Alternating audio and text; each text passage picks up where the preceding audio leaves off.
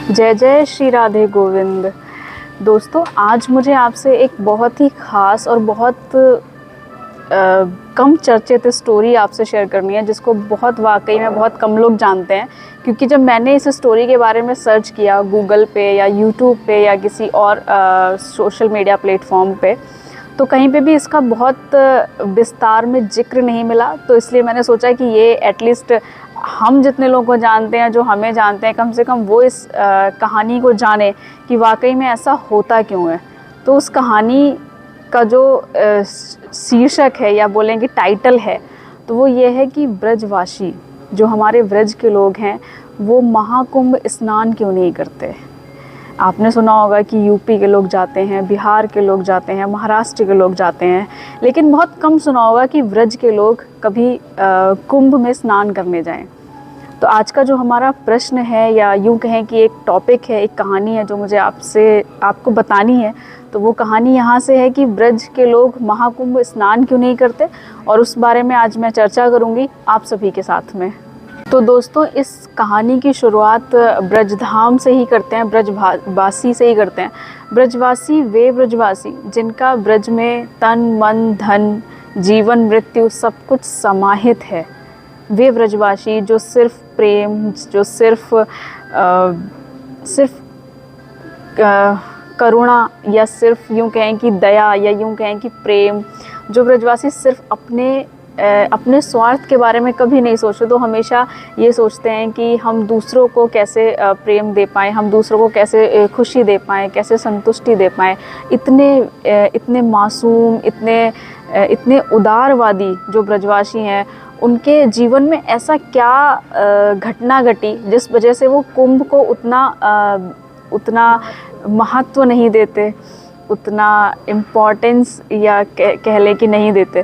तो इससे ऐसा क्या हुआ, ऐसी क्या घटना हुई, वो घटना मुझे आपसे शेयर करनी है। तो ब्रजवासी इसलिए ऐसा नहीं करते क्योंकि एक बहुत पुरानी कहावत है, या यूँ कहें कि मैंने एक कहानी में पढ़ा जो मुझे बताना है, और कुछ ब्रज के लोग इस चीज़ को ज़रूर मानते होंगे, जो या तो पुराने होंगे या तो जिन्होंने अपने पूर्वजों के साथ बैठकर इस पे कभी वार्तालाप की होगी, वो ज़रूर जानते होंगे कि ऐसा वाकई में होता है। और इस कहानी की शुरुआत यहाँ से हुई थी कि जब एक बार सारे तीर्थ लोगों की एक सभा बुलाई गई। अब उस सभा में सारे तीर्थ आए, काशी भी आया, हरिद्वार भी आया, ब्रज भी आया, प्रयाग भी आया, जितने भी हमारे हिंदू धर्म में या सनातन धर्म में जो भी तीर्थ स्थान हैं वो सारे बुलाए गए। अब उन तीर्थों में जब सबको बुलाया गया तो एक टॉपिक था जिसके बारे में बात करनी थी, और वो टॉपिक ये था कि कौन सा तीर्थ या कौन से तीर्थ को सारे तीर्थों का राजा बना दिया जाए। तो सारे तीर्थों ने मिलजुल करके एक डिसीज़न लिया, और वो डिसीज़न ये था कि श्रीधाम प्रयाग को हम प्रयागराज को अपना राजा घोषित करते हैं सारे तीर्थों में। तो वहाँ पे ये बात क्लियर हो गई कि अब जो भी हमारे हिंदू धर्म में तीर्थों का राजा माना जाएगा वो प्रयागराज माना जाएगा। तो ये सभा वहाँ पे समाप्त हुई। अब प्रयाग को हमने अपना राजा बना दिया, और बाकी तीर्थ हमारे लिए उतने ही महत्वपूर्ण हैं जितना प्रयाग। लेकिन प्रयाग का एक महत्व तो अलग है क्योंकि वहाँ पे कुंभ लगता है, और दूसरी सबसे बड़ी बात यह है कि वहाँ पे संगम है। तो संगम एक बहुत बड़ी हमारे लिए, सनातन धर्म के लिए बहुत श्रद्धावान जगह है। एक बार पुनः से सारे तीर्थों ने फिर से एक बार एक सभा बुलाने का निश्चय किया कि सारे लोग आएंगे और फिर से किसी विषय पे चर्चा की जाए। सारे तीर्थों को बुलाने का एक बार फिर से ये वापस से ये चर्चा हुई। तो अब ये वाली सभा बुलाई थी ब्रजधाम ने। तो हमारा श्री ब्रजधाम है, उन्होंने बोला कि सारे जो भी हमारे हिंदू धर्म के तीर्थ हैं, जो भी विशेषकर तीर्थ हैं, उनको बुलाया जाए और फिर से एक सभा की जाए। तो उस सभा में सारे तीर्थगढ़ आए, हरिद्वार भी आया, काशी भी आया, बनारस भी आया, और आपका उज्जैन, जितने भी बड़े बड़े तीर्थ हैं और जो भी छोटे से छोटे तीर्थ हैं वो सारे वहाँ पे उपस्थित हुए। पर जब देखा गया तो वहाँ पे प्रयागराज जी नहीं पहुँच पाए, फॉर जो भी उनका एक रीज़न रहा होगा जो इस कहानी के माध्यम से पता चलता है। अभी क्या हुआ, ब्रजवासी थोड़ा सा नाराज़ हो गए, ब्रजधाम थोड़ा सा रुष्ट हो गया कि यार प्रयाग को हमने राजा क्या बना दिया, वो तो राजा हैं तो इसलिए नहीं आए। तो जब प्रयाग से पूछा गया कि आप उस सभा में उपस्थित क्यों नहीं हुए, बाकी तीर्थों ने जाकर के पूछा कि आपने जब ब्रजधाम ने एक सभा बुलाई तो आप उस सभा में क्यों नहीं आए।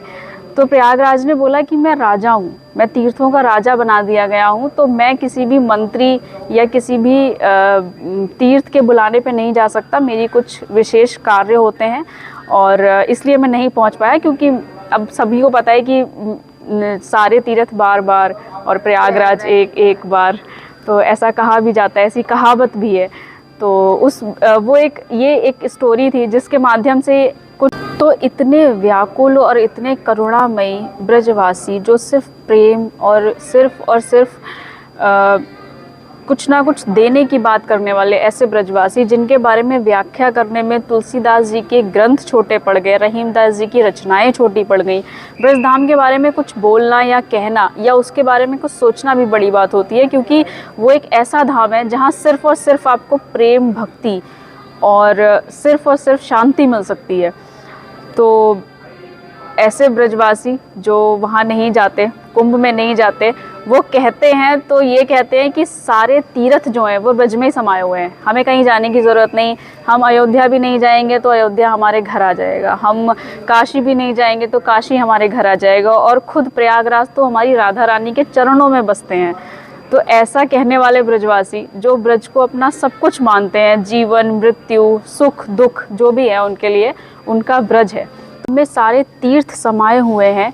इस पर एक बहुत बड़े रसिक गायक हैं हमारे गोविंद भार्गव जी, उन्होंने एक बहुत खूबसूरत भजन या यूं कहें एक रचना लिखी है, जिस रचना के तहत आपको समझाने का प्रयास किया है कि ब्रज में किस तरह से सारे तीर्थ समाये। कीरत सुधा के पग पग में प्रयागराज, कीरत सुधा के पग पग में प्रयागराज, केसब की खेल कुंज कोटि कोटि वासी हैं, जमुना में जगन्नाथ, रेणुका में रामेश्वर, थर थर पे पड़े रहे अयोध्या के वासी हैं, गोपिन के द्वार द्वार हरिद्वार बसत यहाँ, बद्री केदारनाथ फिरत दास दासी हैं, स्वर्ण अपवर्ग हम लेके यहाँ जाइए कहाँ, स्वर्ण अपवर्ग हम लेके यहाँ जाइए कहाँ, जानते नहीं हो हम वृंदावन वासी हैं, जानते नहीं हो हम वृंदावन वासी हैं।